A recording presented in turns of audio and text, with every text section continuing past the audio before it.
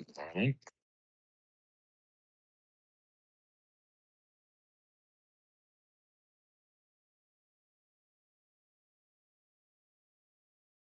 For future listeners, today is Thursday, March 26, 2026. We are doing John Space or Marlon Space for today. He's in that area. So, anyway, I'll wait for the place to fill since normally it's under his handle.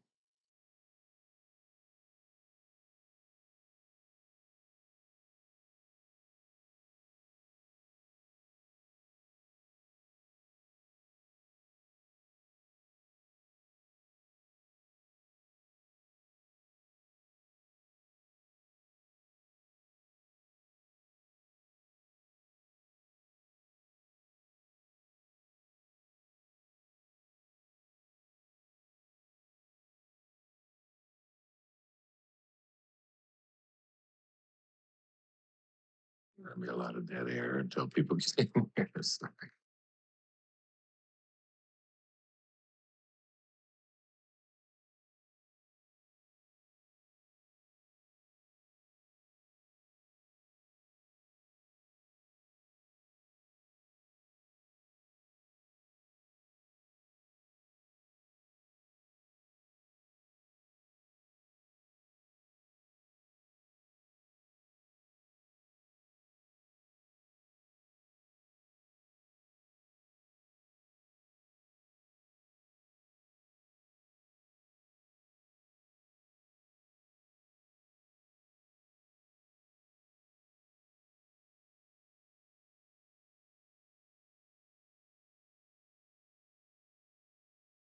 Play some music, but apparently from my phone it doesn't sound too well. So let's not bore everybody with game music.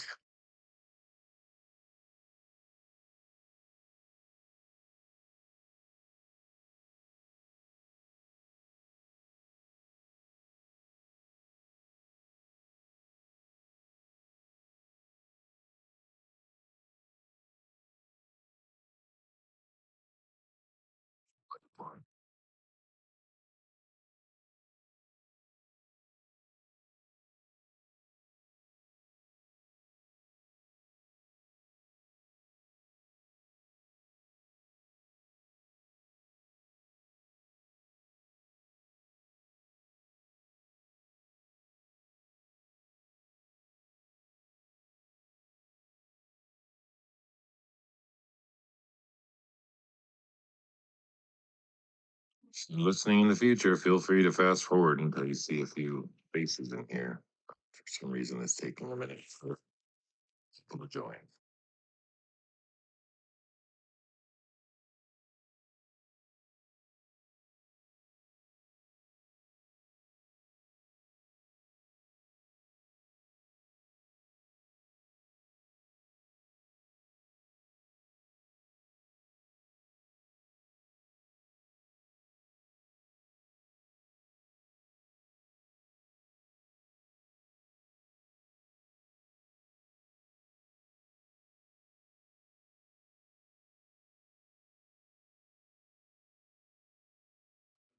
Hello, Gail. So we're just waiting for the space to fill. Appreciate you coming. Marlon can't do it today, so I'm doing it for him.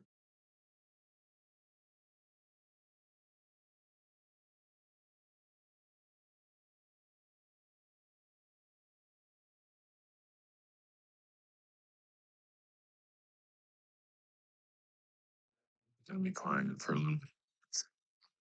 I'm just trying to talk. I mean, I could try to whistle, I guess. I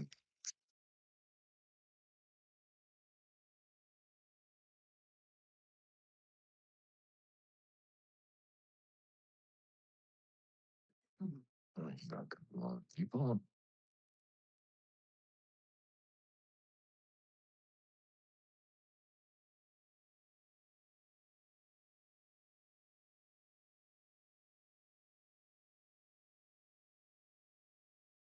Give it some time, folks. We're just waiting for people to fill in.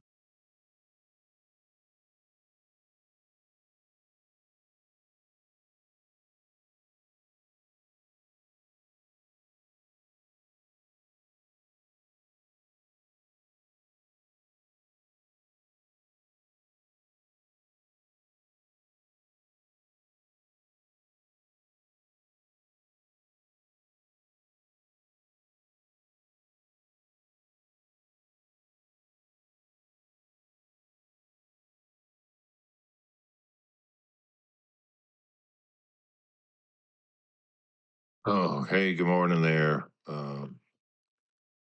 Stuff.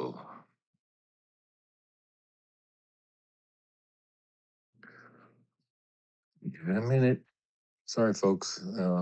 Anyway, I'm not quite sure what the space is going to end up talking about today. As you know, um, it's like lots of chocolates. So we're just waiting for people to fill. Thanks for sharing and liking. Appreciate it. Marlon is in bad, bad area, bad connection area. So here we are. There's a couple more people. Oh, there's Bonnie and Mary Lou filling in for Marlon. Maybe he'll jump in here.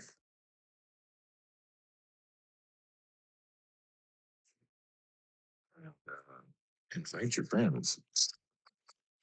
Do the old like and share. It's always helpful. Appreciate it.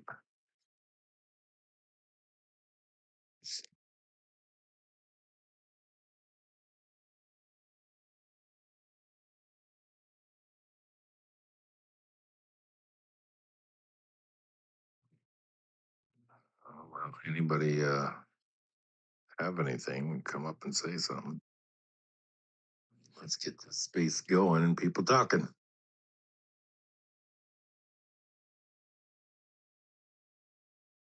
We're not.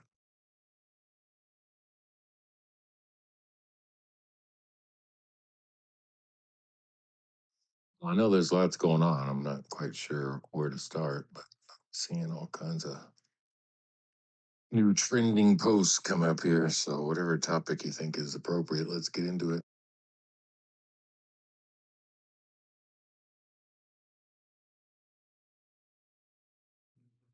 Boy, oh boy.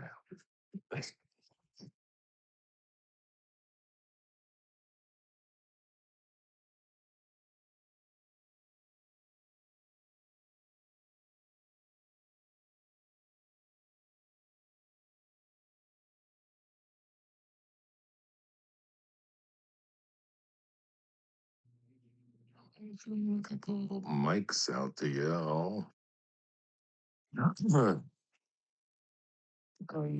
Like I said, I would have been playing some music while we wait for this to fill, but it doesn't sound too good from this phone for some reason.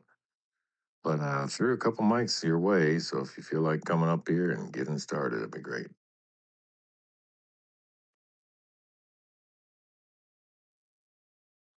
Hey, what's happening? What's going on? Hey, good morning. Yeah, I woke up this morning. My phone wouldn't even come on. X is really glitchy this morning, so just there's an update. So I barely just got working now, so might be part of why nobody's popping in because their X isn't working. At least for me, I don't know. Maybe whatever.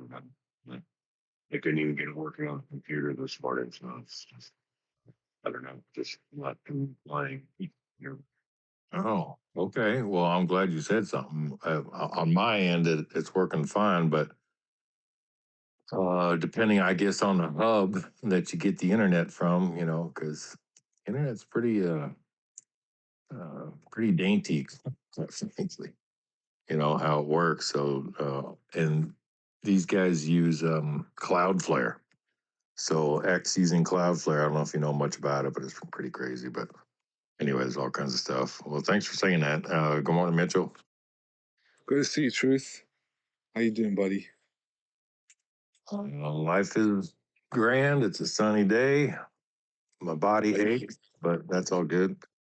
Amen. And everything's going according to plan. God bless President Trump, man. Kick ass, clean house, and take names and transition us well, sir, to a great, glorious golden age and future of relief, rest, freedom, and restitution. Yes, yes, yes. And there's Julie in the house. God bless Julie. Truth, you're always there, man. You're always with it, Julie. I mean, I gotta, I always love coming to a room where there are people who really understand the frequency and the truth and the operation of military operation and just the greatest military operation. My baby, just take it easy for a second, honey. Um, But yeah, the world is yet to understand and follow and be disclosed to. But yeah, I'm just very grateful what President Trump's doing. And did you see what happened on Lala, my baby? Just give Daddy one more second, 5 more seconds. Did you see Truth and Julie and everybody what the White House posted? Like a 2 second blackout, right? So they're foreshadowing what's to come. Same with John F. Kennedy Jr., same with the SAVE Act, which is obviously going to be passed, obviously, Clarity Act. So I would highly consider everybody buy some gold, silver, XRP, excellent, because you're never going to get it at these type of prices again. The greatest transfer of wealth is about to happen. The tariff dividend is about to be unleashed. The revaluation of the currencies, the new U.S. Treasury note. Um, Incredible times, Truth, incredible times. And people think, why are you so optimistic, Mitchell? Because I can't see anything you're talking about, and I haven't heard anything on the mainstream news. You're starting to sound like a Q-tard. Well, I'm an honorable Q-tard. Not to take away anything from the art of war, but guys, it's just we have to maintain a mindset of the best is yet to come. I trust our president, I trust the military, and I trust all of you to do the right thing. And we're heading to a glorious golden age. However, you can't go to a celebration without a painful revelation. You know what I mean? Painful revelation before celebration. And I think that we're going to get something very serious very soon before the 250-year anniversary, where President Trump said himself, 1 year of great celebration. I'm looking forward to it. Here we are on our 250th year. I want to say good morning, though, by the way, real quick, since you mentioned her a couple times. Julie, how are you? I'm okay. Just trying to navigate life here. Just trying to talk my husband off a ledge, and have faith like he's supposed to have faith in God. He's very God fearing, and he's very um recites the Bible all the time, but yet he doesn't have faith when it comes to things that are in his own life, and he thinks that everything is going to be doom and gloom. And so what happened was our homeowner's insurance, which we have had, he's been with the insurance company for decades, and his family too. And we have everything on this one account. And because he claimed we had 2 water leaks within a year at our house, and because he claimed them, they're dropping us. That just after all these years, all the stuff, that money that we've given them, and that's what insurance companies are there for, right? Instead of just saying, "Hey, we're going to raise your premiums, we're going to do this," no, they're just dropping us. So where I tell them to have faith is, there are people that deal with this, and there's 2 women, and they're both looking into different insurance companies that will provide for us and everything. Obviously, we're going to be paying higher premiums and higher co-pays, and that's okay. It'll be for a couple of years, but he's just freaking out, and there's no way I could get him to stop freaking out, even though I can talk till I'm blue in the face. So yeah, these things I'm going through today. Well, I'm sorry to hear that, but obviously the most challenging thing for anybody is looking at the bright side, right? When you're going through the dark. That's why we have each other. That's why you have a wife and a husband and help each other through those things. But have him go to his Bible and read and ask God to guide him. The answer is always there. And your character comes out when you're kind of at your worst. So hopefully his character is going to shine through, and he's going to be able to know that for this door being closed, a whole bunch are going to open, and it's going to turn out better. It's just the way it works, but it's hard to know that. I told him truth. I said, when one door closes, another one opens, and it's usually for the better. And but talking him to about these things is just sometimes, and it gets me, it drives me crazy, because he has such a deep faith in God, and he does read the Bible, and he does that. I mean, where he teaches me, and yet when it comes to anything that affects him, he just doesn't, he loses that faith, and it just drives me crazy. As much as I, you know, uh Yeah, it's frustrating, but anyway, other than that, it's a good day. Although I found out that that Sage Outcast, I just reported it. They Carmen found a post that was apparently from January when I blocked him. He put out a thing stating that I was running an illegal daycare in New Jersey, with my picture of my, of my account underneath it. Uh, so I did retweet it, and then I did report it, but I'm just so done with people that are so immature, and we've got bigger fish to fry. There's other problems going on in this world, and I just have to laugh when I see these things, because what else can you do but laugh, right? Wow. So you were in daycare. This whole time I thought you were a respiratory therapist. So, what's up, Mitchell? No, Julie, you're such a lovely, God-fearing soul, and it would be, daycares need you. School boards need you. You are a light in this world that shines so brightly and is so God-fearing and truly connected to God. I've always really appreciated and admired your tenacity in this world of hell to try and just help the children, help people around you, come in here with words of wisdom, with Marlon Space, with Carmen Space, just everywhere you go, you shed great light. God puts you on in this world for a reason. It's very lonely. The path we walk is very lonely because we are light warriors. We truly are the shepherds, and the righteous pay a sacrifice to get what they deserve. So these assholes that falsely accuse people, they can go screw themselves, because God knows you can fool yourself, you can fool others, but you can't fool God. And God sees the heart of a true, sincere, authentic, wonderful person who puts their life on the line every freaking day to bring greatness to others. And that's making America great again. That's what Trump is doing. So the frequency of godly grace truly is man, I'm a testament of it. I go to my grave knowing that you are such a lovely person, and always, I tell you what you're doing. People talk the talk, and they got all these followers, and they lead their people to deception and just deceive people, compared to those like yourself who are on the front lines doing God's work. And then assholes trying to falsely accuse you. Screw them. They're nothing. And tell you it's going to backfire because karma's a bitch. So God bless you, Julie. Keep doing the wonderful work. And man, oh man, I can't wait to see the restitution and the amount of resources and power that people like you have to make even more of a change, man. And you know what I'm saying? Oh, I just feel that great. I just had to say that. I had to be tested, bear witness to it on record.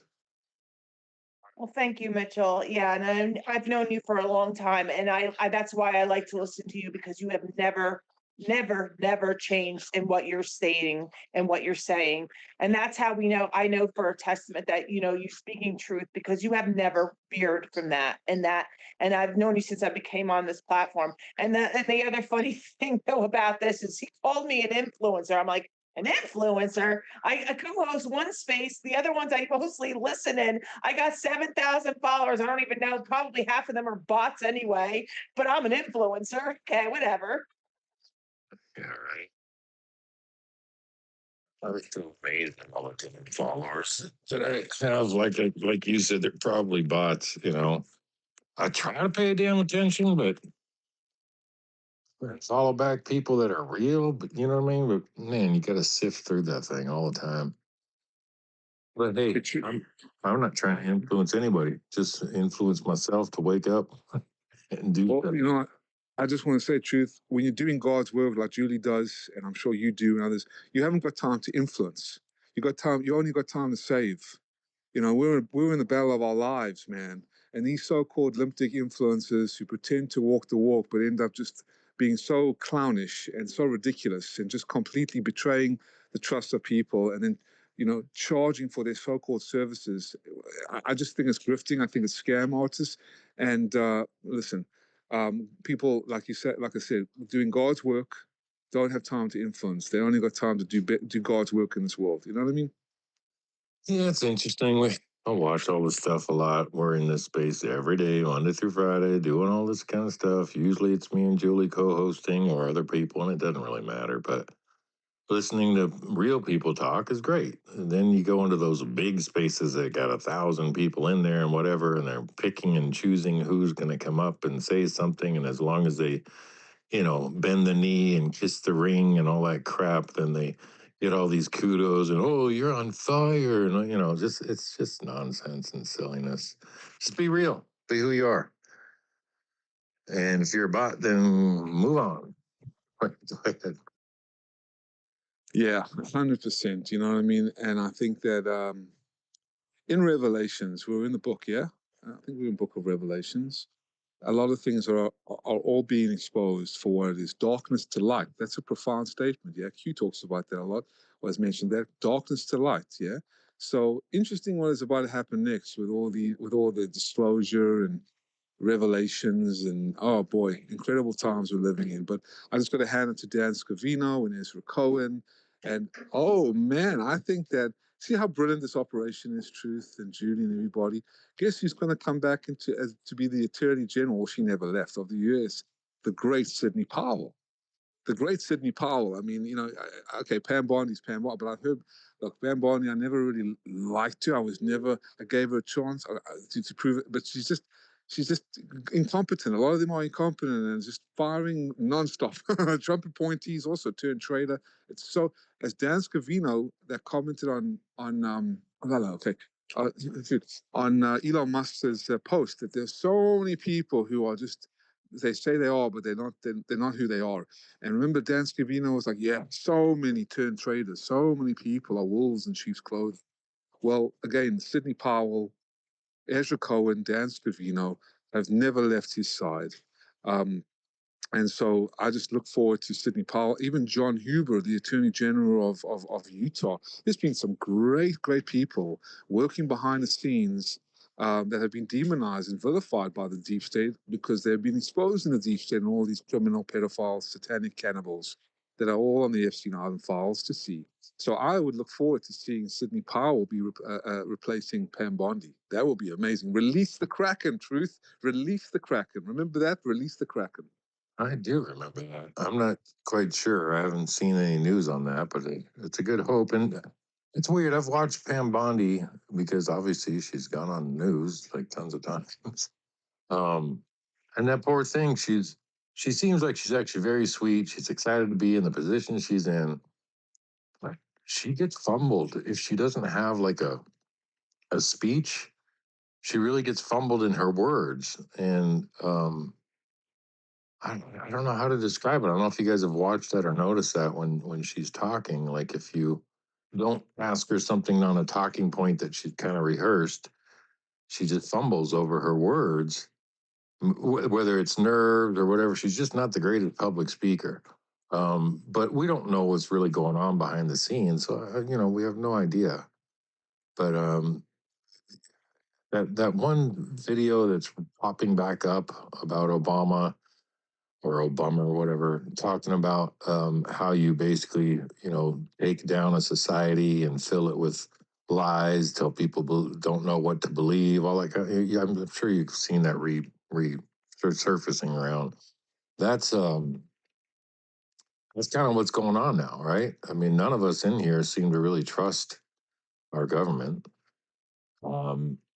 I mean, really, I'm trying to think back on what was there a time in our lifetimes that we really did. I mean, the Reagan years were great. I lived through that and all that stuff. But I mean, they've been dirty for a long time, and cleaning it up when they're policing themselves and not giving term limits and all that kind of stuff. It's it's just one of those things. There's so much going on. There's so many directions. There's so many things that we talk about in these spaces. It's almost like we're scatterbrained with all the different topics to try to cover and try to make sense out of it, right? So hopefully in these spaces, we all kind of help each other learn a little bit about something else that we didn't know about and try to put those puzzle pieces together, right? Because it's tough. It's tough for us to decipher between what's real, what's not real, who's corrupt, who's not corrupt. And that's exactly what that video of Obama is saying. He wanted to destroy our society by doing that, to where there's so much confusion, so much hatred between people, which they've tried to stimulate all the time, and they always go to the racism crap, or whatever it is. And we as Americans, we just kind of keep pressing on. Every time I've ridden across this country, and I've done it many, many, many times, most people I encounter are just like us. They love America. They want better for their families. You know what I mean? It's not this craziness that they try to portray in the media. I hope I'm making sense, but I saw Tim got a thing. Go ahead, Julie. No, no, you're totally making sense, and it's so true. I mean, on a daily, on just day-to-day basis, I have yet to meet like, this whole, division with racism. And I'm not saying, and I don't want you to guys, anybody to think that I'm living in a bubble and saying it doesn't happen. But what I'm saying is, for the most part, like what Truth was saying, when you are encountering people on a daily in your life as it goes by, you're not seeing these crazy things that they're putting on mainstream media or in the news or in the newspapers, that all this hatred and stuff is going on. It's just not there. So, and while I have the mic open, guys, please go down to that purple bubble. Please like and reshare the space. Excuse me, and if you can, please go over to YouTube and Rumble and to the American X Live and give it the thumbs up to get that on the algorithm, or send them a comment. Let them know that you're over there too, because people do listen to this space if if they don't have an X account. So I just want people to know that we have these going over there too as well. All right, thank you, and go ahead, Truth. Oh, thanks, Julie. Yeah, we're stepping in for Marlin, of course. Our big fish is in horrible service area, so it is what it is. But I saw Tin got a mic. What's up, Tin? I'm doing pretty good this morning. I hope you guys are doing good. I'm actually working on troubleshooting a credit card pen pad machine this morning, which is kind of fascinating in a weird technical, logical way. I had to open some ports up to allow it through the firewall. It was getting blocked for some weird reason. I'm just kind of seeing what's going on today, kind of, sitting back, letting things unfold the way they do. And as for Pam Bondi, sometimes I wonder her fumbling up things is actually by design to make her look weak. And I think the one thing I'm kind of sitting back and looking at is sometimes I'm wondering if she's getting attacked the way she is because it's purely by design. And I think Trump may have chosen her to be that center point, because then as she's getting attacked, they can kind of sit back in the wings of things and kind of look at who's all coming at her, and they might be able to see as they call it, the chessboard a little bit easier, and know how to respond to the actual deep state while she's the one's taking all the arrows at the moment. I've seen this kind of tactical maneuver before on a couple of TV shows where they put someone out there to kind of be the attack point, and then they stand back and kind of monitor who's coming at them to see what the enemy's doing. So that could be possibly going on. That's a good take there, Tinfoil. You just never know, right? We don't know. None of us really know. I mean, until we actually meet these people and talk with them. Now, I've met Trump before, and he's a nice guy. He's actually pretty genuine in person. So I don't believe any of the hype that people say. But I did notice that Susie came up and got a mic. So go ahead, Susie. Well, good morning. Good morning.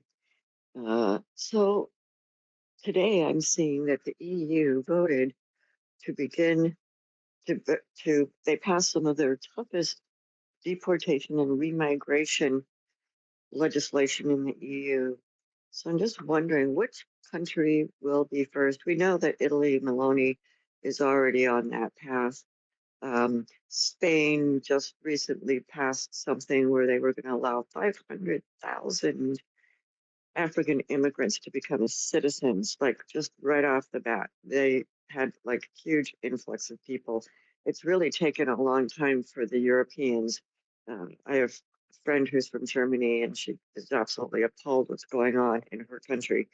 And Vienna, where some of my family live, uh, it's a nightmare, an absolute nightmare. The last time that Muslims invaded all the way into Europe and into Vienna, there was a big push, a big crusade.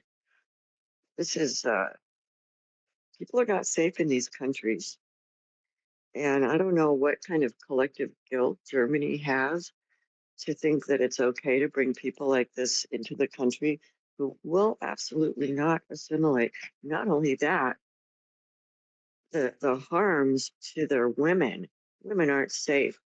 In fact, my neighbor who's from Germany, her sister was here visiting, and I asked her about it, and she says, yeah, it's pretty awful. There was one little town in Germany that was having a real problem with these migrants raping women. So what did they do? They gave them free vouchers to the nearest brothel. Yeah, that's a great idea. Let's go that route. Let's not put these people in jail for raping women. Let's encourage brothel usage. Anyway, hope y'all are having a good start to your day. Well, I mean, with that story, not really, but I know, right? but After I said it, I'm like, well, yeah, let me start with bad news. But it is good news that they're waking up, and hopefully England will get a clue as well because it's really bad. They're jailing people for, you know, teaching for memes and Facebook posts. It's pretty bad, or praying on the street silently, praying in front of abortion clinics or wherever.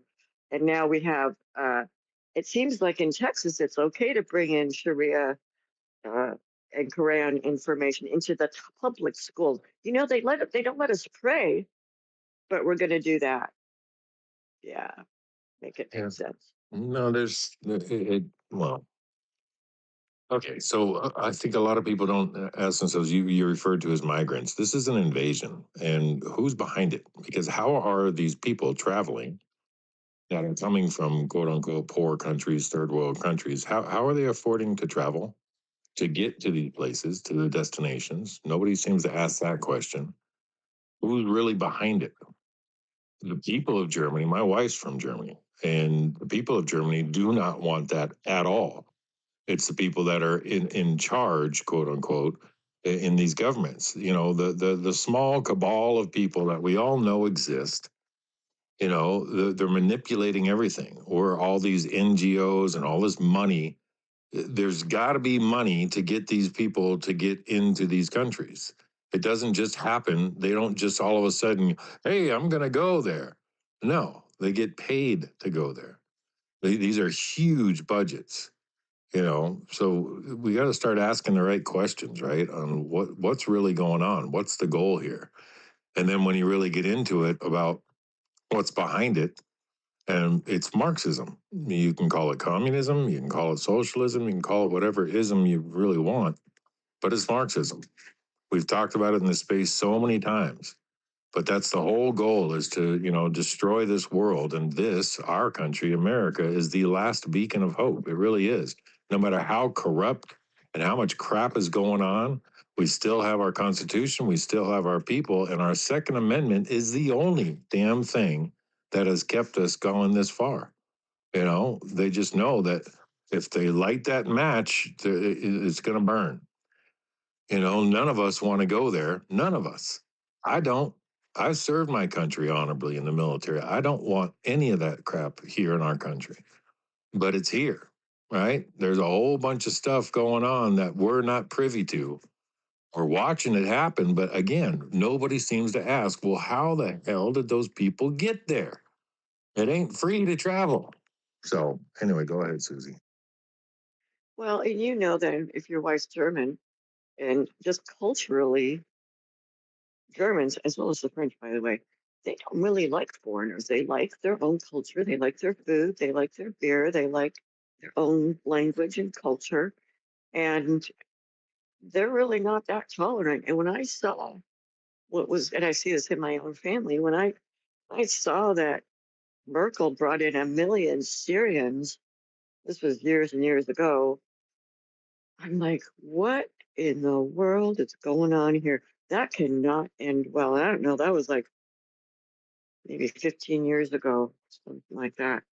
This is not going to end well. And how are the German people reacting to this? Well, it's continued and continued and continued to, and they already had a pretty uh, robust social welfare system, you know, free healthcare and all of that.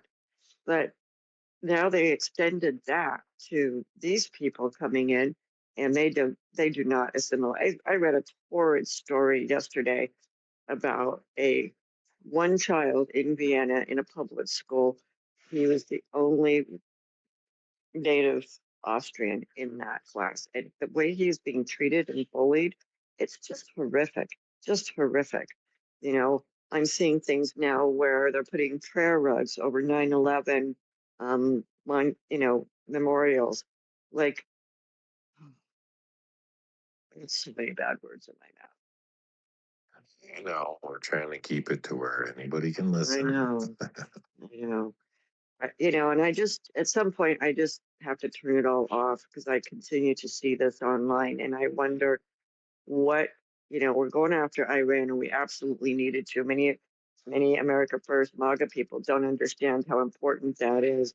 But at some point, we've got to be looking at our country and, the invasion of our country by these folks and reversing that because they're not here for anything good whatsoever. Well, that's fact. It's a fact, and unfortunately, a lot of people aren't seeing it. But there's so much to get into here. I do see a hand from Nika, if you don't mind. So let's hear from her real quick. Good morning, Truth and Julie. Truth, thank you so much for taking the time to open the space since Marlon was unavailable. I really appreciate it. That being said, you were mentioning, where all this money was coming from to get these illegals to the Western world. Well, just saw an article this morning, the UN is crying poverty. And I guarantee you some of their funds were used to push these people into these countries. So they can cry all they want and they can shove it because, quite honestly, I am to the point where I don't care anymore. I hope they fall. I really do, because I'm glad one of Trump's first actions this time was getting us out of all that crap. But I wish other countries, and I'm glad somebody said something about the EU, because I hadn't heard that they actually were starting to wake up to the takeover of all their countries. So, but I am not surprised. And the best part was, Truth, was they were denying it was even happening the whole time, but putting sanctuary cities in place, saying, we got to have a place for them to go. But it's not happening. We don't have open borders. We're not letting them in. I'm sorry. I'm so frustrated. But I just saw an article this morning. If anybody wants to check it out, the UN is crying poverty. They need, us to pay our dues so that they can afford to keep running. It makes sense, right? So, hey guys, so I put it in the purple bubble. Apparently there's a New York Post article, just because we need a little bit of laughter here. And since Marlon is not here today, we're kind of I gotta make some laughter just because of what I've been hearing this morning and things I'm going through. Anyway, New York Post put out an article that says cocaine-fueled sharks are on the prowl in the Caribbean. Scientists blame partying tourists. So just watch out for those cocaine-fueled sharks. Okay, guys? Just wanted to give my PSA for the day. It's like that Wait. the stupid Partying movie. tourists, not drug traffickers going across there. I'm sorry. Never. We're not going to blame the bad man. Come on now. It's the tourists. It's going to be Trump's fault. I'm telling you. And remember those movies, Sharknado or whatever it was? Oh my God. They are so ridiculous that they're just like comical to watch. And yeah. And I did want to thank both Julie and Nika for stepping up and helping me out here. No problem. Oh my goodness. It's funny. What's happening, Mama? Hey, good morning. I posted in the Purple Pill. I hope everybody gives General Flynn a round of applause because he just won a $1.25 million settlement with the DOJ for him being wrongly charged and accused for, you know, those crimes that everybody said he was, you know, guilty. That's awesome. Just That's that's awesome. yeah. But I that was so seems like excited. that seems like such a minuscule amount. I'm sorry, that's probably what he spent on attorneys, if not more. I'm not sure of the actual details. It could have, you know, been a separate payment to cover his attorney fees, but that's what he was awarded. So I put it down in the purple pill. He did post something on TikTok and he was just like, I gotta go. I'm at the MRI center. He said, I gotta go get my head checked because I can't believe what's happening right now. So this will shut them up for about 5 minutes, huh, Mama? I think you're giving them a little bit of grace. It might be 2 minutes, but you know what? It's fine. It's fine. I've come to realize that people are who they are and they're going to be who they're going to be. And you can't change stupid, you know, you can't fix the stupid. So Well, it is what it is. Did you see that? Did you see I have an illegal daycare I'm running here in New Jersey. Did you know that? I have a Leering Center here.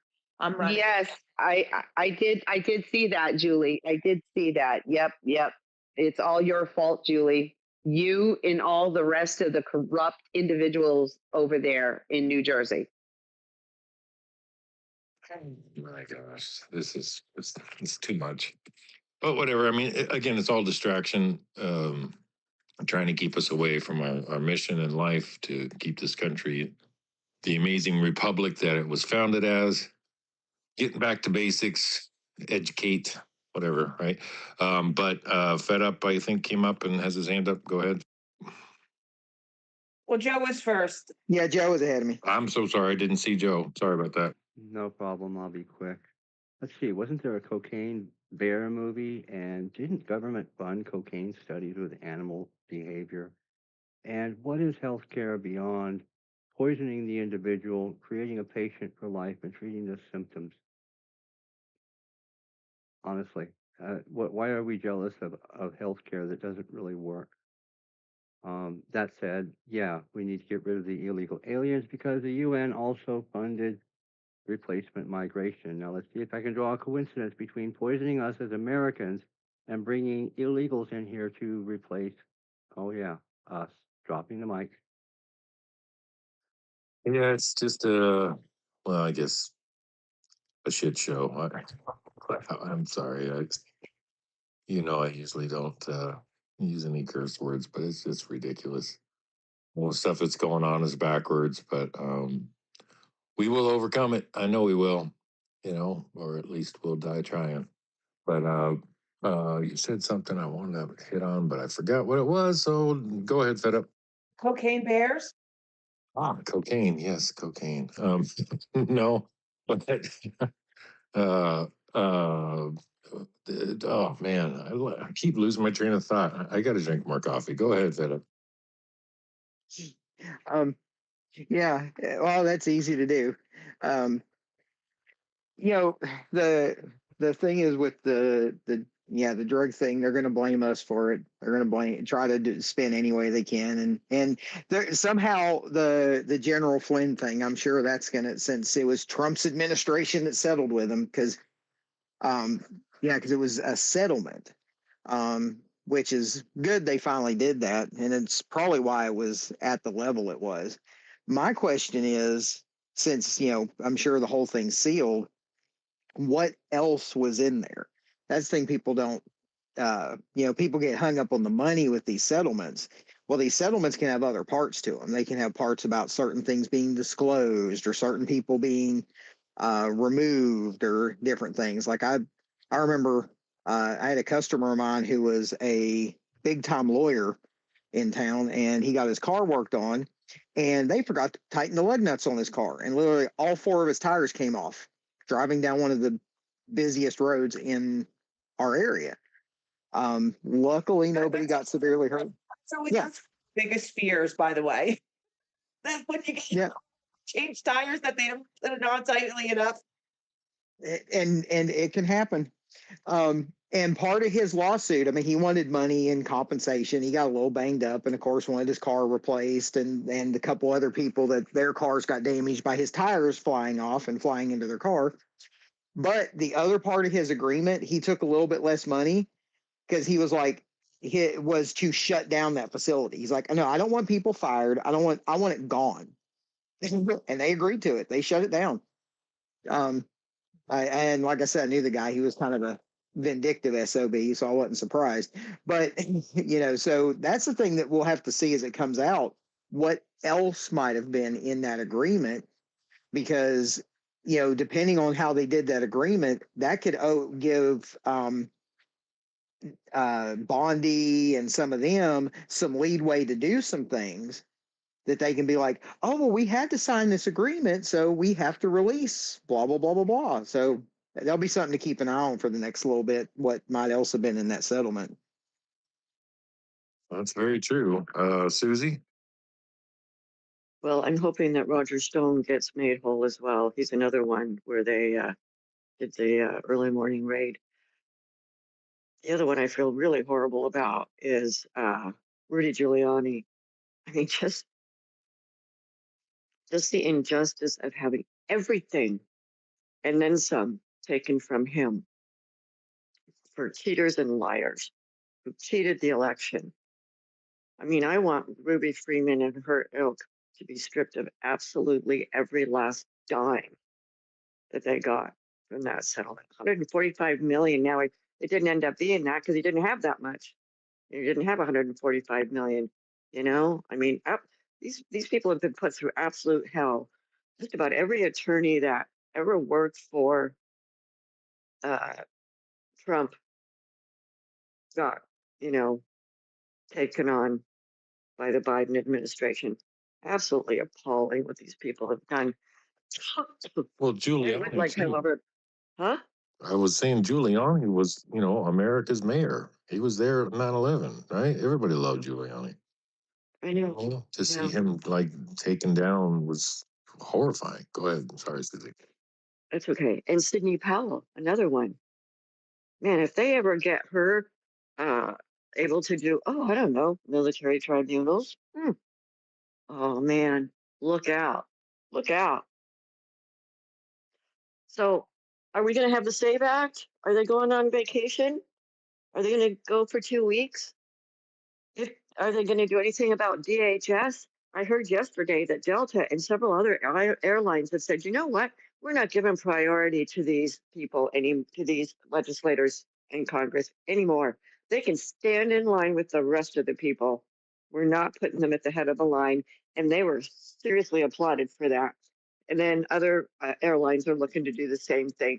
Make them stand in line, just like the rest of everybody, because of their actions. It's absolutely outrageous and ridiculous. And it was pretty cool watching ICE hand out water. The water that they take away from you and you get to the screening. And even standing, like if you have to go to the bathroom, like 4 hours standing in line. I'm sorry, eventually I'd have to go to the bathroom. It would be mission critical, and then lose your place in line. Apparently, they're even doing that for people standing in line for them while they go to the bathroom. I thought that was pretty cool. When you go to California, I was in Nordstrom's in California. Actually, saw Sharon Stone there. It's a whole, like, I'm in the Northwest, where it's kind of frumpy and not very fashionable here. And the people that are, if you're waiting in line to go to the dressing room to try something out, and all of a sudden you need to go to the bathroom or whatever, the people working there will stand in line for you. But that's California anyway. It's to go to California. Go ahead there, Tim. I was gonna say, if the Congress is taking vacation and leaving Congress in Washington, this might not be a bad time if we get someone to go in there and change the locks on them. Just saying. Just saying. Set up. I like that idea. With the TSA, yeah, they need to get something done before going to recess. But Michael, you've been doing some late night spaces, and he's been talking about some of the alternate ways of maybe getting this through. And one of the things he talked about is if they call a recess. Well, the thing is they can do what's called an. Apparently, they do. I don't know if he termed it this way, but it sounds like an optional recess, where people can leave or not. And knowing how they are, the Democrats would probably leave. And what they could do is call the recess, basically have Thune put in order as the head of the Republic, overall, but he's the head of the Republicans as well. Keep them there, that you don't technically end the session. And since we have the majority, we have enough to be a quorum. So if the Democrats left, there wouldn't be anybody to have objections, and we could just pass it with 51 votes or 50 in Vance. And so there's some little tricks that they're looking at. I know it seems like the reconciliation option they were talking about, that one seems to be dead because Thune's not going to stand up to forget the name of the person that decides what Parliamentarian. The parliamentarian, thank you. And he's not going to stand up to them, which he could, because they're saying that the whole bill can't be done through reconciliation, even if budget is tied to it. They were going to pick pieces out here and there, and Lee and a couple other folks already came out and said that's a non-starter. It's the whole bill, because we've got to have all the parts of it for it to work. If you take it out piecemeal, then it makes it useless. We've learned that over the years. You can't do the piecemeal. You've got to get it all in at one time, or you make a feckless bill. But so they're looking at options and ways. I mean, the best way is, like he said, is to get rid of the zombie filibuster and go back to a talking filibuster. Because even if they want to stop this, they're going to have to be on camera 24/7, spouting their nonsense, holding it up, and it never works. It always gets broken. It eventually they lose the other side, and they lose the will to keep it going. So they're working as best they can. The people they're trying to get it passed. It's just there's a lot of roadblocks. How many people are aware that there was a complaint filed with the FEC on Thune specifically as one of the people that was taking money through smurfing? And it's looking like that may be the reason that Republicans aren't being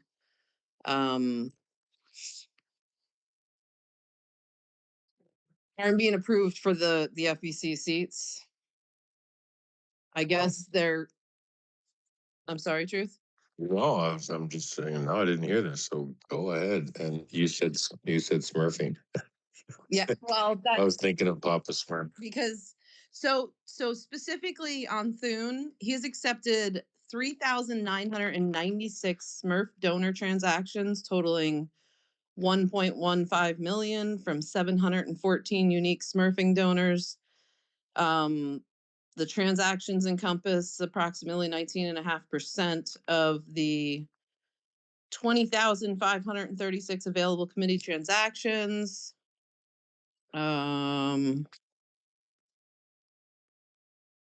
He was not, just for the record, he was not the only one. There has also been complaints filed against Senator Tammy Baldwin, Senator Lindsey Graham. I mean, some of these, Baldwin was over 36 million, 36.8. Lindsey Graham is 11 million. Amy Klobuchar is 9.6. Alyssa Slotkin, 16 million. And Senator Mark Kelly over 41 million. They all have complaints filed with the FEC. And the reason that they're not really moving much is because they haven't confirmed the 2 Republicans that are supposed to be on there. So if anybody wants to see it, I'll share the data down in the bubble so that everybody can read through it all themselves. But yeah, it actually is starting to make perfect sense. I'm still getting over the fact he said smurfing. I think of the Smurfs. If you're old enough to remember the Smurfs, and That was Yeah. my first thought was the little blue guys. Why do you Right? gotta ruin that? You know what I mean? And some men just never grow up. Just kidding. I know, right? Duh. There's a 15-year-old stuck in this somewhere permanently. I know. My husband just turned 60, and I'm like, really? We're I mean, still grow up to 19 in our heads. Yeah, yeah. I'm It's getting sad. close to 60. Well, I just want to say hello to Vegas Frog. He just jumped up here. Anything you want to splash us with there, Mr. Vegas? Sorry about that. I had to get my mic off. Hello, everybody. What's up, Truth? What's up, Julie? What's Yo, up? Hope y'all are doing good. I'm just listening to what you're talking about. And yeah, the Smurfs. They had to ruin that. They had to ruin that name. It's terrible. Let me tell you. But at least they didn't call them the Ninja Turtles. So at least we can go there. But just to listen and enjoy the space. Oh, and I do want to say General Flynn was completely vindicated yesterday. He got his 1.25 million from the DOJ. And just think timing of the secret grand juries in the Southern District of Florida and how that all relates to the Russia hoax. So the nothing's happening crowd needs to keep screaming loud as you can and remember who they are because something is happening or that wouldn't have been dropped yesterday. It's getting right. Was talking about Vegas was about that because Mama had brought it up, and I said, "How long is it going to be? 5 minutes? 2 minutes? It's going to shut their mouths up before they start with something else." Oh, of course. But I always look at it as the louder it gets with these people, the more you know that, things are happening in the background because none of this stuff is organic, especially coming from one group of people like in the Gatrix and Shady Group and those people. It's been a psyop for over 2 years. Right. And I'm glad you're bringing it up, Vegas, because it's important for people to, these naysayers and the nothing happening crowd. It really isn't anybody truly that supports our president. That's truly, I guess, label us MAGA, whatever you want to say. But that's a whole psyop. Those are paid, people to go in there and try to disrupt and say, "Oh, my MAGA's falling apart" and all this kind of crap. It's just bullshit. It's complete bullshit. So I'm glad you're bringing it up because people need to be aware. Stop listening to the crap. See the facts. It's pretty straightforward. And have faith in God because we control none of this. We're literally watching this unfold. All we can do is be local. I was in space last night and they were literally talking about Black's Law. Well, why don't we worry about the law that's on the books and play, be a part of this sport that's happening right now? I do believe in Black's Law, but we have to play the game the way it is. Can't go into a PGA Tour event or the NBA and decide in the PGA Tour event that you're going to use a soccer ball instead of a golf ball. You can't do that. You have to play the game the way it is, and we'll change it, and it will change to Black's Law once we get off of maritime law completely. Anyway, just wanted to throw it out there. No, I know, man. Those are conversations that are great to have if people really do the homework, right? And you start to look into it. But yeah, the game has changed, and if we're not playing by the new rules or the twisted rules, however they are, we're going to lose. We can scream till we're blue in the face, and it's not going to make any damn difference. But I'm glad you're up here. Go ahead, set up. Well, yeah. Well, I mean, it's just like the last election, right? Didn't we deal with that when everybody was running around? It's like, we hate mail-in ballots. We're not going to do ballot harvesting, blah, blah, blah. It's like, yeah, we do hate it. Change the law. But the current law in many states is mail-in balloting and ballot harvesting and all that. So we could either not do it and lose, or we can do it and do it better than them. And what happened after we did that? Some of that stuff the Democrats started talking out against. Now they're back on mail-in ballots, but like ballot harvesting, there were some states where the Democrats were talking about getting rid of it because, wait a minute, when we actually got off our ass and did it, we kicked their butt. Now in areas where we didn't. That's the thing. You could look at smaller races, speaking about going local, you look at house races, different things like that, where people listened to the other side and didn't do it, they lost. And we had some house races flipped that we shouldn't have lost. And it's because people sat around and did exactly the opposite. They talked in ideals, which is great, versus talking about the battlefield we were on. And unfortunately, you have to play, you have to take the current environment into account. Fight to change the environment later, but you do it the other way, you lose. Yeah, 100% fed up. And that's why we talk about that all the time, about how getting local is so important.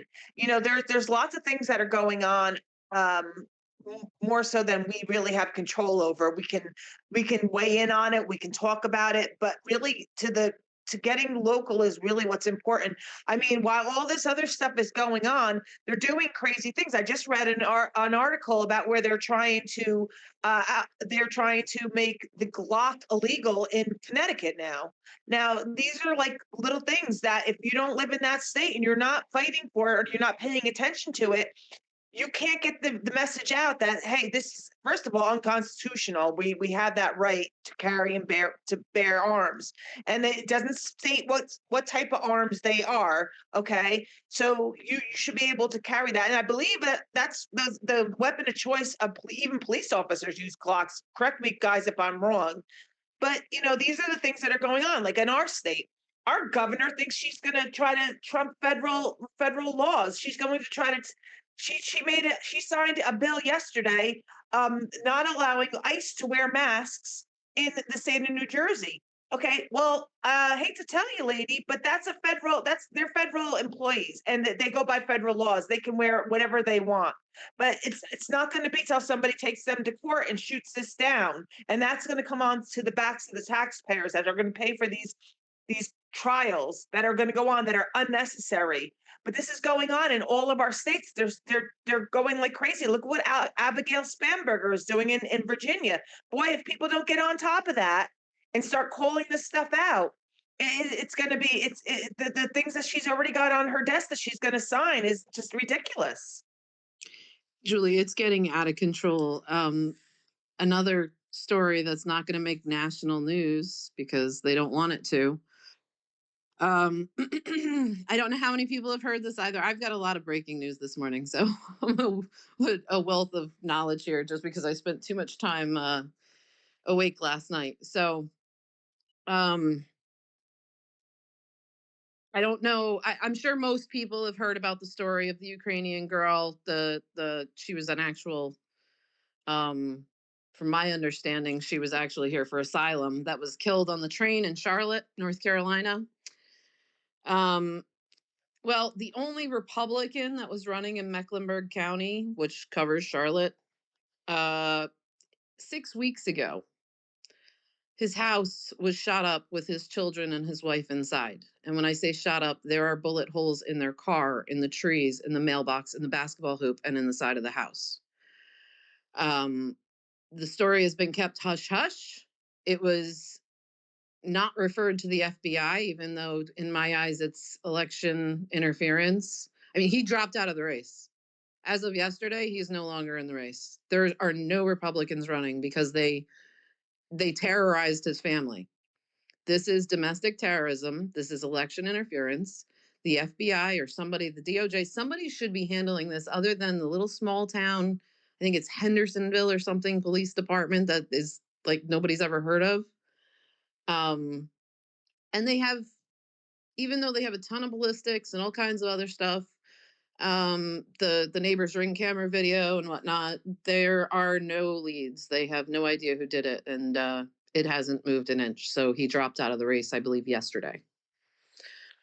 So that's the same in Mecklenburg County. The sheriff didn't even know what the three branches of the government was. Yes. And he fell under and still got elected. Still got elected. Didn't know, didn't care. These big cities, Julie, are all the same.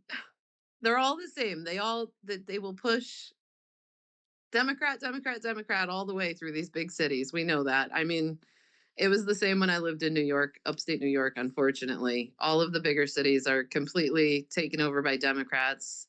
And even though North Carolina has passed a law stating that they do not do sanctuary cities, we have sanctuary cities and nobody's held accountable for it. So they will continue to do it. And they will,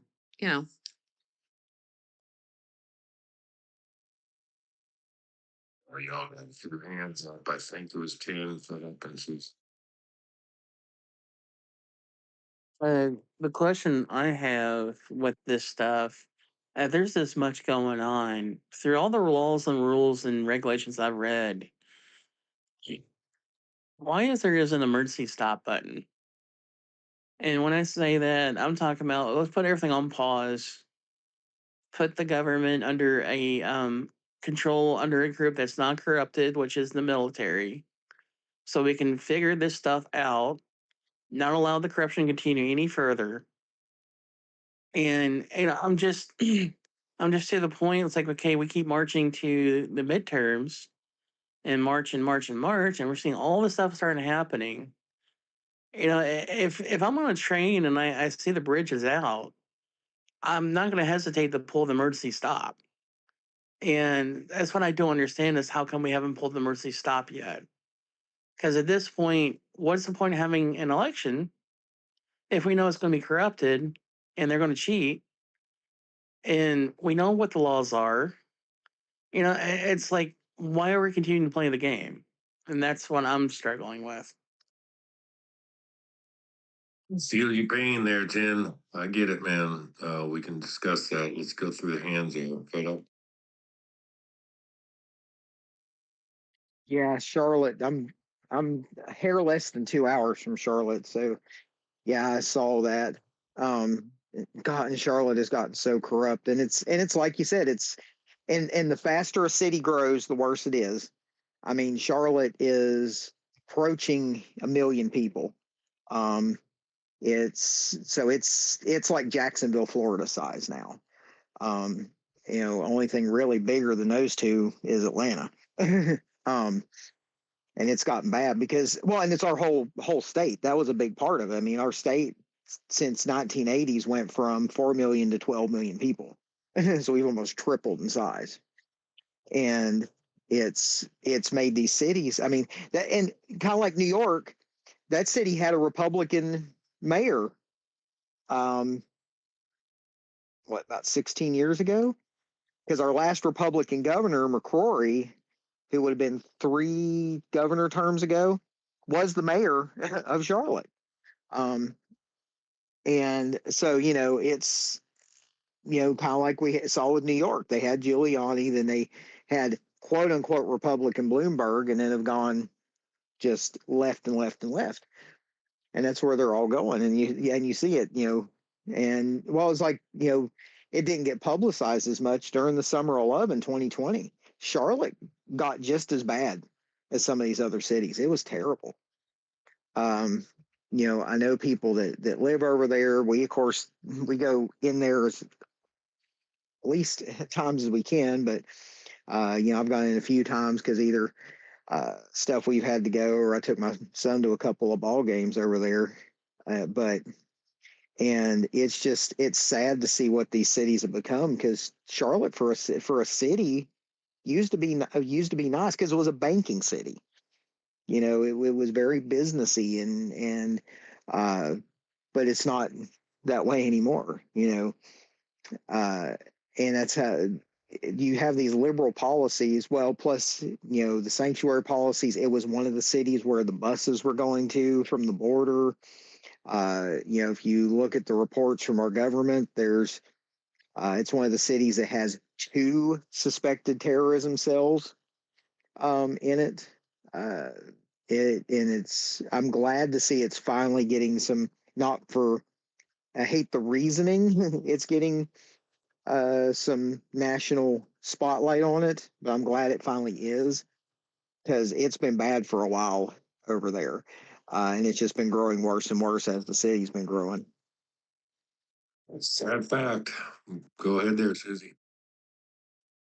The fact that the Dems will use violence to stop Republicans from getting in office is really, I mean, it's just over the top. That's communism. That's what communism looks like. And tinfoil, you're right. Where's the stop button? Where's the pause? Where's the reset, reboot? Like when your computer goes all haywire, how do we make it stop? And the one thing that we need to be really I'm not concerned in a bad way necessarily, but um, there may be people who wish to push the stop button. I'm hearing talk of it. Even when I was at the legislature testifying against a bill, the last person that stood up, I'm going to couch my words very carefully, his testimony was quite short. Basically, again, the legislature was trying to quash the will of the people. And he indicated, I'm trying to figure out how to word this, that this makes a good case for what's in the Second Amendment in terms of M. I think y'all know what I'm talking about. That's what we don't want. That if something isn't done and the Dems keep pushing, yeah, it'll be on. Yeah, you don't want to wake up this bear. Trust me on that. Go ahead, Russell. Well, yeah, and I ran into someone else who is part of that situation, and in fact was asking if I knew this dude. He was at that same test, testifying there. So yeah, I'm here too. Go ahead, bud. All right, buddy. I would just, all you guys know my situation. I was a J6, so I'm on the same Jason and everything else. And I got a message from Mark Laslowski, who's the attorney that's trying to do the tort reform. It doesn't sound real good. Basically, we talked about 40 minutes on the phone, and he told me all the different terms and conditions and stuff for tort reform. You basically you're back. You got about a 5% chance if everything's just right. And you're talking about the Second Amendment, all that. Well, the thing is now is you can't really, you don't know who anybody is anymore. Okay, so you can't, you don't do anything that you're gonna regret. That's for sure. But I also heard that he told me that the CPAC or whatever is going on this weekend, and all those people are going over there. Trump's not going, from what I understand, from what he told me. That's what he told me anyway. So I'm sure you're going to send some surrogates over there to spread the whatever he's trying to get across. But he put Mark Wayne Mullen in there at where his new position, and Mark Wayne Mullen ran up to Bird, the guy that shot Ashley Babbitt, allegedly, and hugged him and told him he did the right thing and how hard it was to do and this and that. And then you see Trump, and he's violently mad against Bird for shooting her. So I would just like to say, somebody that's going up there this week, ask him what's the difference now between now and 5 years ago. How to have you guys put your arms around this to come together, and what's your position from here on out? You know what I'm saying? And I know it's a little bit stingy because of the fact that I'm involved in all that, but I just would like somebody to answer that question. I mean, he said that he wasn't going to get us in a war, and now we got the 82nd Airborne going to Iran, and all I know is we shouldn't go over there with any humans until we're out of bullets. That's the way I feel. So, it is what it is, but there's no reason to get upset about it. The Lord's going to take care of this. He already is. And we're going to be all right. It's just, it's almost funny to watch now.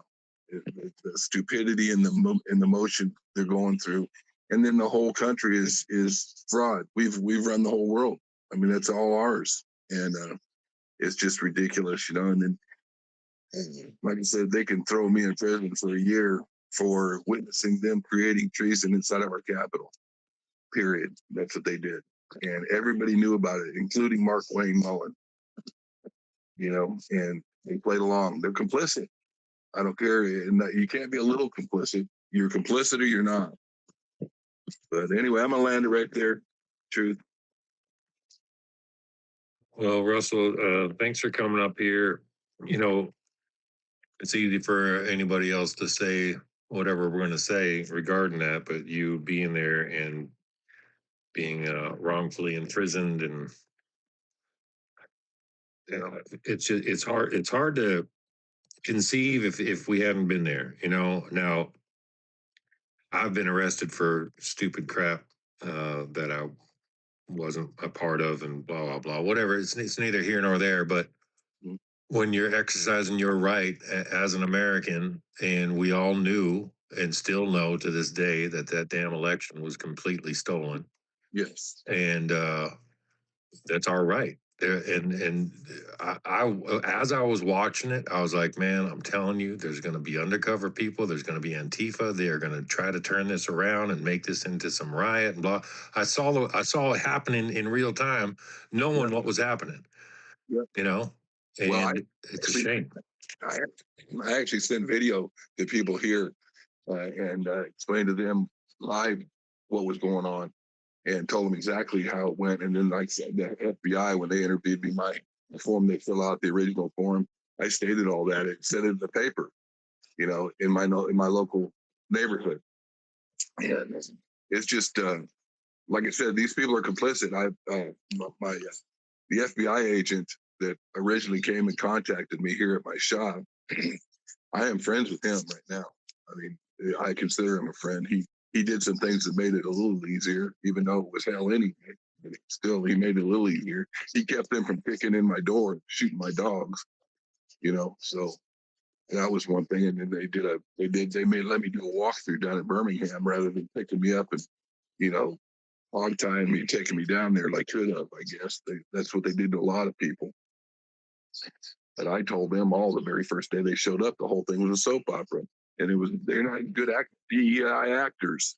That was the thing. It looked like the Burger King patrol out there around the place.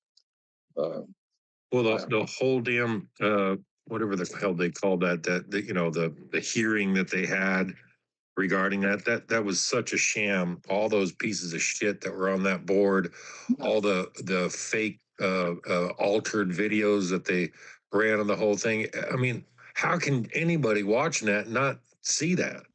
That's what I'm saying. That just tells me the whole government's DEI. I mean, or just evil and complicit, one or the other. I mean, you know, I saw it from the inside. The BOP is run by the same people, you know, and the medical, you know, the hospitals are run by the same type people, I should say. They're there for a retirement and a paycheck. They're not there for any of the right reasons. You know what I'm saying? I can't say that about all of them, but I'd say about 85% of them. And well, dude, when I was in the military, I was a medic, and when I got out, I actually went to pre-med. I went to Stanford. I was going on to med school. I got accepted to Harvard. All this kind of crap, and I had one doctor sit me down and talk with me, and it happened to be Dr. Scott Atlas. If y'all remember him, he tried to shift the thing from COVID and then got shut down right quick. But anyway, he sat me down. He's like, "Look, man, you actually give a damn. You got a lot of good skill. You're a smart guy, and you want to help people. This is the wrong profession for you. Right. You need to walk away, because this ain't about healing anybody. This is about medicating people." He straight face told me that. And that changed the whole direction of my life. And I just dropped out and moved on. That's 1,000% correct. I took care of my mother for 10 years, and you wouldn't believe shit I ended up going through. And they tried to kill her for 10 years before she finally fell down, died anyway. Sorry to hear that, Russell. Yeah, well, we all gonna die. She made it to 92. Well, that's a good life. Yeah, it was. And like I said, I'm just I just can't. We got to look these liars and people in the face, and they're capable of anything. They've already shot at him on national television, allegedly, and they damn sure trying to kill people. That, you know, the 1,600 people they arrested. Yeah, there was a bunch of ding dongs in there. There still is, you know, but The average, I mean, I went with a lot of people there was church buses from around where I went, you know what I mean, that all went down there. It was nothing but a big revival until they started shooting munitions and rubber bullets at us. You know, because as soon as they weren't going to send it back to the States, that's when they did it. And they started the whole thing. And then when I went back to my hotel room and seeing that they were going to go back in session, I hung my stuff out there on Facebook just to let everybody know that it wasn't created or doctored, because I could see the cameras around while I was there. And that's the whole thing about this Facebook and this Meta deal that was settled yesterday, supposedly, or at least, you know, they won or whatever. Somebody won. I don't know who that is. But Facebook and Meta was what convicted the 1,600 people. I mean, that was all that. If you looked at my transcript and the people that and the evidence that they posted, it was all a bunch of stuff that was just. It was just I shared memes and stuff with like-minded people. Is all I did, and they twisted and turned it around. Well, now with the prosecutor, he's already been fired, and Chutkan's already been getting to the point where he can be sued or she can be sued by Trump. So, I mean, somebody's a liar. Is all I know. Somebody's a damn liar. You know. So anyway, I'm gonna use that. I know you always got lots to say. Oh, and they got some phone going in the background. You might want to mute your mic. I saw Mikey came in here, by the way, Relentless. It'd be good to hear from him too. But man, keep coming in here, Russell, and people need to hear, you know, the facts versus all the theory. Going to be a burr in their saddle to the day I die. But anyway, I'll talk to you guys next time I get around you. All right, Russell, you have a good rest of your day. Be safe out there. Hey, Mikey, what's going on, bud? Thanks, Russell. Yep. Yeah, just, you know, working day, normal Thursday, I guess. Nothing too exciting today. Well, yeah, earth shattering. Thanks for saying that. Yeah, I mean, really, nothing earth shattering here on my end. Well, I mean, that's good, I think. But it's good to have you in here. Thanks for jumping in and supporting, even though Marlon, our big fish, ain't here today. Yeah, it's like a fish out of water over here. Right. It's tough running these dang spaces, but you know, it is what it is. We gotta do it and keep it going. Here we had a last night around 10 o'clock in Chicago. Chicago. That's what I call it. Chicago. There was a teen takeover. Over 100 teens from God knows where in the city decided to descend upon the loop and start all kinds of fights and all kinds of crap. And what did Mayor Johnson do? Nothing. Shocker. It's true, you know. It's just expected. It's not surprising, and that sucks. But it's not surprising to us. You know what I mean? Yeah, it happens every week. Happens just about every week. So, you know. That's why I live out in the country. You ain't gonna find my place unless I'll drive you out here. I love it. Big cities, no thanks. I'll pass. I've been to Chicago probably twice in the last 6 years. Distraction. What was that, Julie? I said they're creating distractions from what's going on, really. You know, the real things that are going on that people need to pay attention to, keep their eye on. You know, they're going to distract us constantly. That they are. I know Vegas agrees with that. And we haven't heard from you in a minute, Vegas. But Fed Up, did you have your hand back up? Yeah, it's something real quick, and then I gotta hop off and pick my wife up from work for lunch. But you were talking about the healthcare thing, and thank you for mentioning Scott Atlas. I was trying to remember his name the other day because I remember seeing an interview with him talking about the very first, because he was on the initial COVID team, and him talking about how he came in there with all of his notes and his computer, and all these people, they're supposed to be the experts to fight this new novel disease, came in there with nothing. it was like they already knew what they were going to say and going to do because they had no notes. They didn't have their computers. He was the only one, which was very telling. But, something that dawned on me when you were talking about being told to stay out of that if you really want to help people, think about the terminology change. Now we talk about, somebody said about earlier, health care. It's care. It's keeping them on continuous care, right? Where doctors used to practice medicine. And that was more encompassing.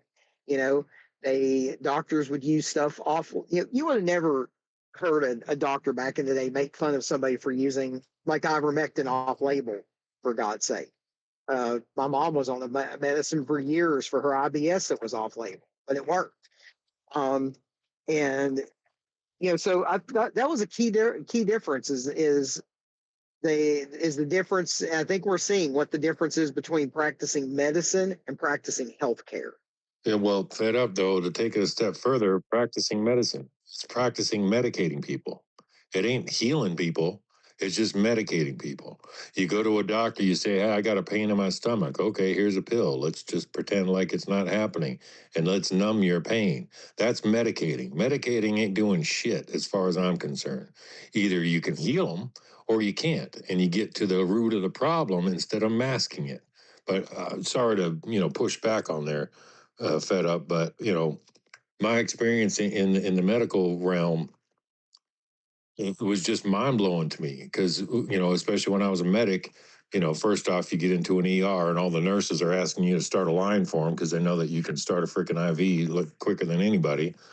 But, the most of the patients, again, they're going in there and they're getting medicated, but they're not being healed. And that's got to stop.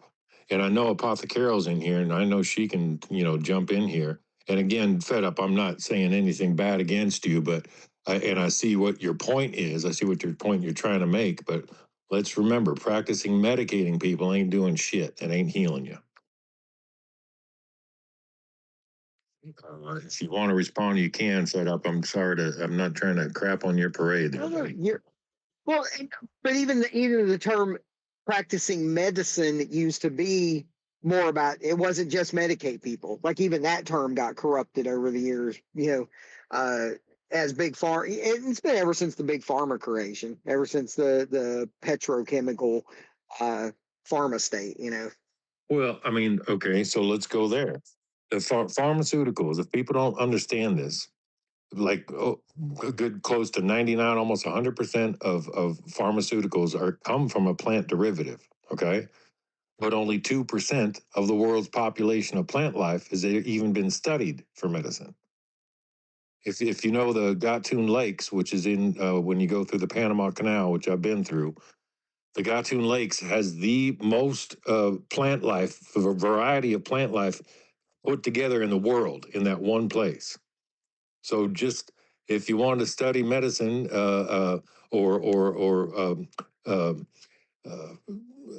remedy, sorry, I was looking for the word. If you want to find remedies, and over 9% of our medicine comes from a plant derivative, wouldn't you spend more time in that? I mean, the home remedies that have been available our entire lives, they're always there. I mean, people don't really realize how nature works, and it's pretty amazing and awesome how it works. Just like poison oak. If you ever had poison oak, it sucks, it's scratchy, you get bumps, all that kind of stuff.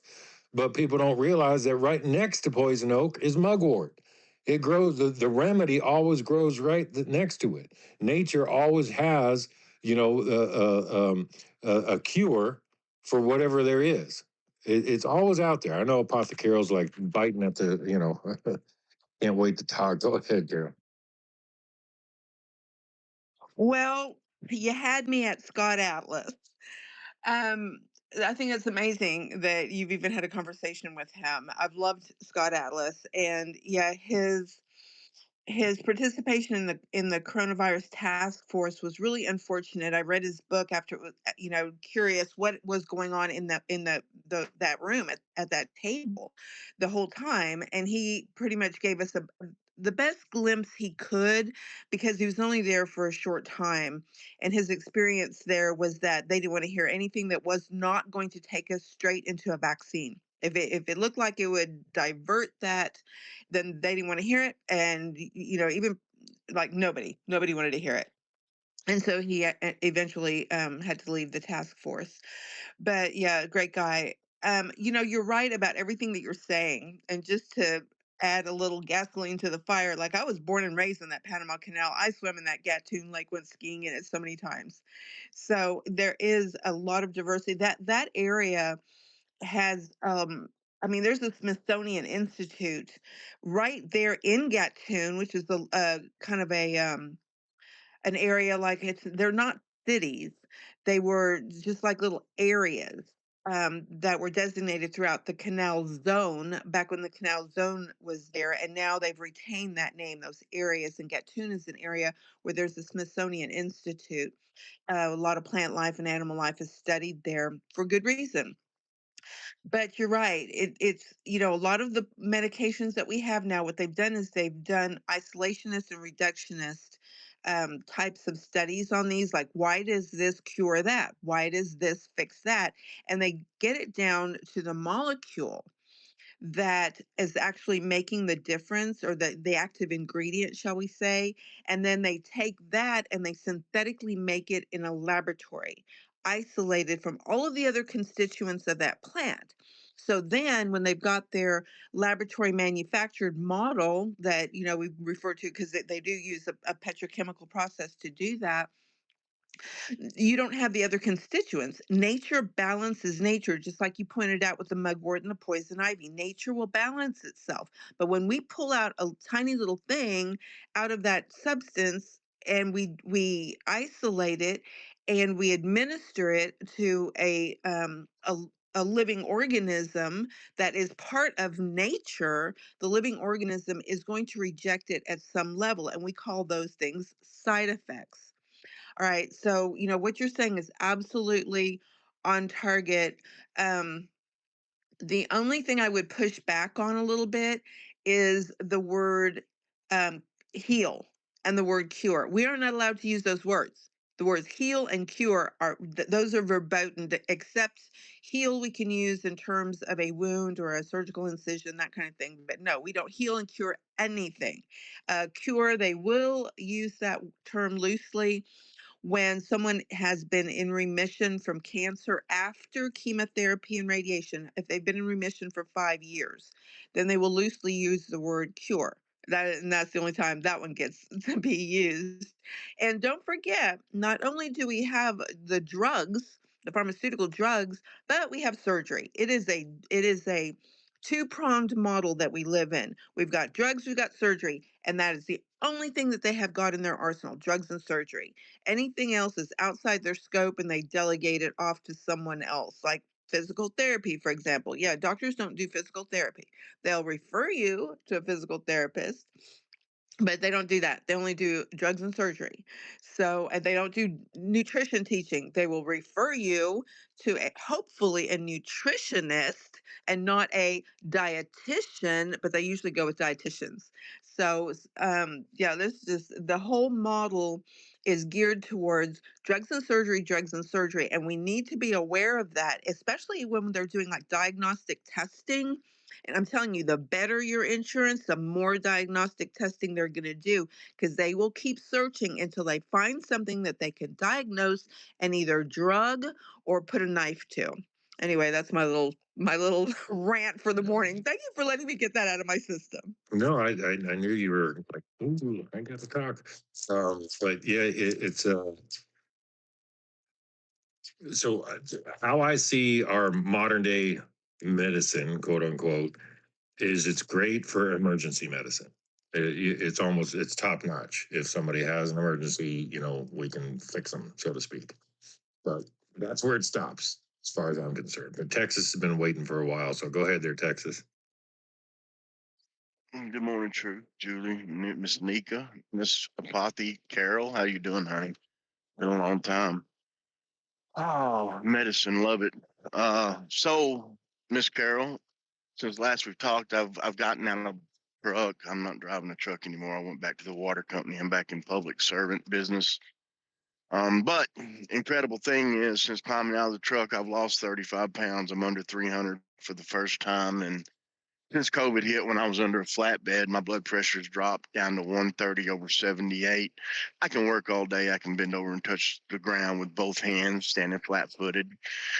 Feel amazing. My goal is get back down to 250 in the next 6 months, and it's doable between working. And I did start the Drizipatide, but it's having fantastic results. Hopefully, I'm gonna be able to come off all my medicine. I feel better than I felt in years driving a truck. But I wanted to tell you that because I know you've been following my journey for a long time. We spoke many times on the problems I was having related to my occupation and inactivity. But yeah, so uh, thank you. Thank you for all you've done for me through the years. But so, Truth, I want to put something out here, man. Uh, Amazing. So, as Mid America Trucking Shows, Matt started today. It's the biggest truck show in America, period, hands down, huge, up in Louisville, Kentucky. Well, a bunch of advocates, everybody from here on X has been putting stuff out for the last couple of years, has fallen on Louisville, Kentucky. So I look for big things to come out of that. ATU, which is American Truckers United, Shannon Everett, who worked on the bill in Arkansas and been instrumental in a lot of things we've gotten done. Well, they wrapped a huge trailer, a nice trailer, in Delilah's Law. If y'all don't know what Delilah's Law is, it's a law that's going to take these unqualified, non-American operators off the road day one. It's important. So we've seen the executive orders from Trump. It's had some impact. I don't feel it's had the impact that a lot thought it was going to have because they're not taking their license. They're just putting them out of service and they're jumping back on the roads and going back out and harming and killing Americans on our highways, hurting the American truckers. But as the market's flipped, which it has, I mean, we're in correction mode. The Trump effect is in full force, man. The flatbed the market has taken off. It's over 40% rejection rates right now. Rates have climbed astronomical on all modes of transportation, and we know why, because the economy is improving. But as this ATU was going to match, they wrapped this truck and trailer into Delilah's Law. They got police escorts all the way from Oklahoma City all the way through Missouri up into Kentucky. I don't know if they've been escorted in Kentucky, but man, that's huge. That's great. It shows the solidarity behind the movement. So the importance of the law is that this gives it teeth. So on day one, instead of the out of service or the different avenues they're taking to try to take these people off the streets, once we have a law, which has already been through the TNI, Transportation Infrastructure Committee, and approved and passed on up, once that law's in, it takes them off on day one, takes them all out. So y'all pray for that, and y'all reach out to y'all's representatives about it. Let's get these people out of our country and off of our streets and protect our motoring public. Thank y'all. Amen. Thank you for saying that, Texas. I'm glad that your health, because that's the most important thing, is back on track. I'm sure Carol wants to respond, then we'll go to 10. Yeah, I would just echo that, Texas trucker. Like, you're not a trucker anymore now, I guess. But yeah, it's so good to hear. Thank you for that little update. That has just really made my day. And truth, I'm going to push back on you again. Yes, trauma care, emergency care. Yes, the U.S. Well, I'll call it the healthcare system, just for lack of a better term, because I could use a very derogatory term. But that is one area that they are really excelling at. Is just emergency care, trauma care, that kind of thing.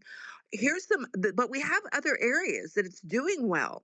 Neonatal intensive care, guys. I just read a story about a 14-ounce baby that is still alive.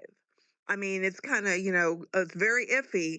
But when I was a young nurse working in labor and delivery, newborn nursery, if they were under 3 pounds, their chances were like nothing. And now, I mean, this is under a pound, y'all, and this baby is still alive. And I'm watching this case as closely as I can from a distance.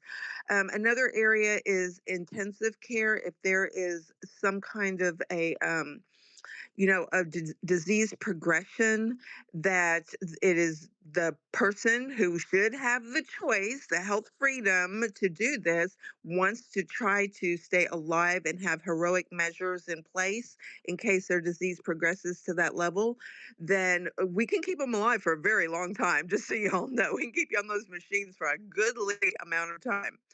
So that's actually kind of advanced. I'm not sure if it's a great thing, but we can do it. Another area is actually surgical intervention. Man, to get your gallbladder out, whoa, that used to be a major ordeal. You were in that hospital for a long time with retention sutures and all kinds of crazy stuff back, in the Stone Age when I was a young nurse. Now it's an outpatient surgery with the three little holes in it. Like, we've really advanced the surgical techniques. Now, one area surgery is not doing well at, there's a lot of unnecessary surgeries happening, lots and lots of them. They're saying right now, I saw a gross estimate that I'm kind of skeptical about, but they've thrown it out there and they had their little, receipts to kind of back up what they were saying, is that 2 out of 3 surgeries in this country right now are unnecessary because a lot of them are little minor procedures that they didn't need to operate. They could have done something else. So I don't know about all that, but we are doing a lot of unnecessary surgeries. And then there's another area where we're doing really, really well, and that is diagnostics. We've got all these fancy machines and stuff, and new ways of analyzing blood to look for different markers. So that is actually improved over the years, is our ability to take your really great insurance and keep looking and keep digging and keep figuring it out until we can find something to diagnose you with. That's improved. Anyway, that's all I had for right now. Thanks. Thank you. It's good to have you in here. Go ahead, Tim. I just wanted to add to what Carol was saying there about them finding either a pill or a knife to stick to you. When I was dealing with lymphedema in my legs, I went to my doctor. This is what made me go to last time to him, and I never went back after this. Is I went in there to have him look at my legs about something I was concerned about. He just looked at it for about 5 seconds, and he says, "Well, it looks okay to me. I'll give you some medicine here to take for this." But most importantly, I think you should take this gastric bypass surgery because I think it'll help you lose a lot of weight. And if you do that, that'll take care of your problem. And I basically told him like, no, Doc, I've heard some bad things about that. That stuff scares me. I'm rather not. I'll deal with this the old-fashioned way. And he just looked at me with a stern look, says, "Well, if you don't deal with your legs, that's going to kill you eventually from infection." I was like, "Wow, thanks, Doc." And I just left. Never looked back. And the funny thing is, my legs started healing once I started taking beef liver pills and getting the vitamin that my system needed for the lymphatic system. I wish he knew that. That's what ticks me off. Oh, man, it's so sad that know that people like that exist and they're just trying to push whatever they're going to get paid the most on. But Susie, I know you probably got something to say. Well, I'm so glad Texas Trucker's doing better. I remember you coming into Spaces and getting some help from Pastor Carol. That's really awesome. And when it comes to trucking, one of my sons, he just started trucking a few months back, loving it. But I was concerned health-wise because he tends to be on the heftier side.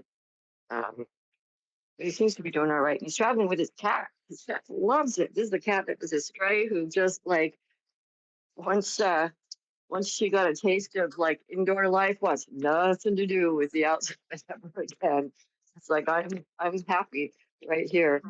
He's currently working for May Trucking, and at some point he'll probably change because he doesn't think. I don't know. Is this common to pay instead of mileage? The mileage is based on just zip code to zip code. It's really kind of terrible. Yes, ma'am. That's normal. Is it normal? Really? Yes, ma'am. That's the Slow miles. normal No, ma'am. Everybody they play zip code to zip code, and it robs you out of quite a few miles a week. So yeah, but that's normal. Well, what have you heard about May Trucking? May Trucking, they're a bigger company. They're all right. They've been around for a while. I've seen them put people in trucks and turn them loose that shouldn't have been in trucks. One guy had to put him in a dock and he was scared to death. He was out of Hawaii. He yeah, and he was an older guy, but I mean he was scared to death. So they're just like anybody else. They'll turn you loose before you're ready. Well, this didn't seem to be the case with my son. He had 3 weeks on the road. Well, first off, they did some additional training after his CDL. They did more training, and then they also put him on the road with a mentor for 3 weeks. And then he had to have more testing and more skills testing. I mean, he went through a lot. It was like an extended job interview. It was pretty wild. So I feel like they did a good job, but what do I know? A nurse. And he certainly felt prepared. He didn't seem to have any, concerns at all. Plus, he was in the military, so he had experience with, big equipment. And he actually took the training for manual as well, which he was really happy to have an automatic. He was like, he tested on it with DMV here in Oregon, but anyway, he's probably it's not the best pay wise, so he's probably going to move on. But most people want 6 months of experience before they'll take you on, and he's doing over the road long haul. I think he was just in New Jersey actually. Tell him to get that 2 years experience and then before he starts moving around, because that's required. It's needed before you can step down to smaller companies where you can make better money. You've got to pay, as we call it, paying your dues. Tell him to stay active. Tell him to get out of the truck and walk around, because you will put on weight. It's just a sedentary lifestyle. Yeah. I'm telling you right now, man. This trizipatide is amazing. I found a place where I can get it for 12 weeks for $200. Me and So my what wife is back that? both on it.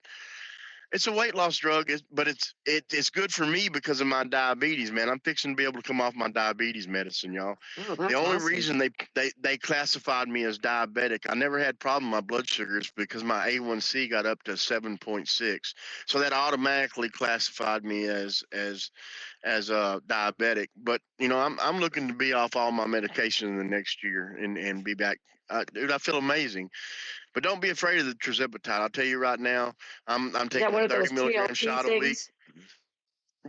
Yes, and I have had no side effects. My wife's had no side effects. She's lost about 20 pounds, and I've lost 35 pounds since January 27th.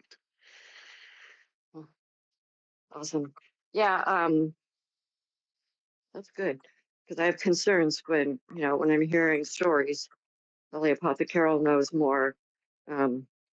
But hey, Apothecary, I finally started going to the gym. My husband and I 3 times a week. I'm gaining muscle. I have a tricep muscle. Didn't know I had one of those, but yeah, I got one. And but you know what? I'm pretty skinny. I'm 120 pounds. That jiggly fat, I don't know. I'm trying the stair stepper, and that one's horrid. Horrid. I could do 2 minutes of dying. Anyway, jiggly fat. Well, we got a Tell hand me up. right. Real quick, we got a couple of hands up, and just FYI, I'm closing this here space in 9 minutes. I got to go change my fuel filters in my truck and go to a damn VA appointment. So, Really quick, Truth. I'm sorry, I was just doing a couple of things, but Apothecary, I just wanted to pop in because I was glad to hear you say that about the neonate baby. Now, I haven't worked in the NICU since 2005 because the hospital I work at currently doesn't have a NICU. But the one that I did work in, and that was 2005 when I left. Back then, they only saved infants that were 24 weeks and above. Now it's down to 22 weeks. So that's incredible.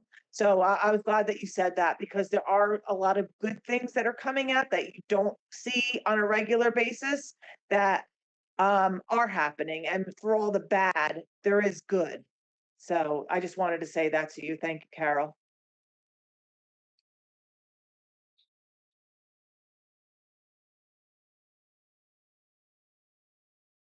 Okay, sorry, Lockjaw, we hadn't heard from you.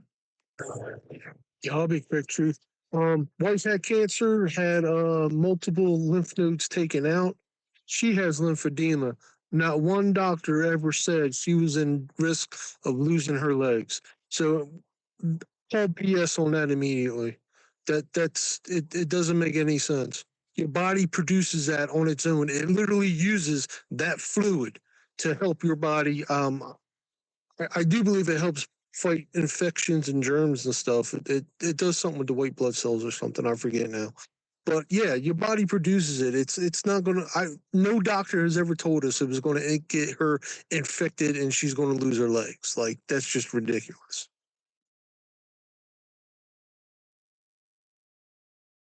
Yeah, doctors are always going to get a different answer. It's kind of like the box of chocolates, right? You never know. Jeannie, were you trying to speak? I didn't see your.